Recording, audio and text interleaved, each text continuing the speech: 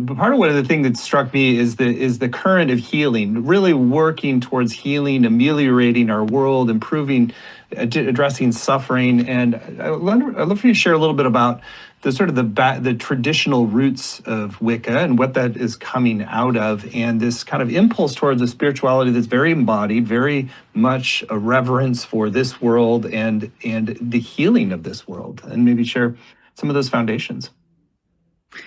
Well, if you get 100 witches in a room, you're going to get 100 different traditions. So that's the first thing. There is no set tradition. There are known traditions, and you'll have lots of people saying, no, it's supposed to be this way, it's supposed to be that way.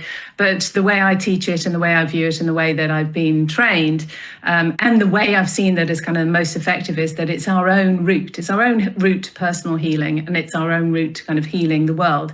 And we have, going back way, way, way back, even before witchcraft was known even remotely as it looks today, we had this understanding of the world, which many of your faculty have, many of your teachers, that we are part of the natural world. And for example, there is a Canadian goose that's walking up and down my road with 7 little goslings at the moment, without its partner. And it just shows you that they mate for life, and we're in a suburban area and it's streets. They're not supposed to be walking around, but it looks like they're looking for their mate who has died or been killed or whatever.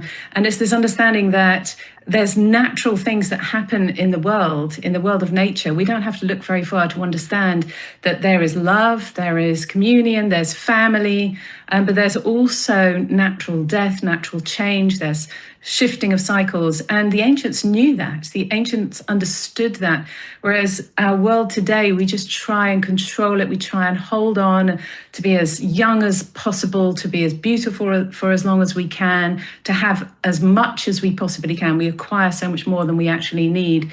And so I think the real roots and what comes through the thread of all traditions is this understanding that we are sharing the world with nature, and there is a communication going backwards and forwards between us. And whether it's experienced as the moon or Luna, as the goddess of the moon, or the moon itself, they're really analogies to understanding the energy that exists of who we are as human beings, which is, the great mystery. We don't really know.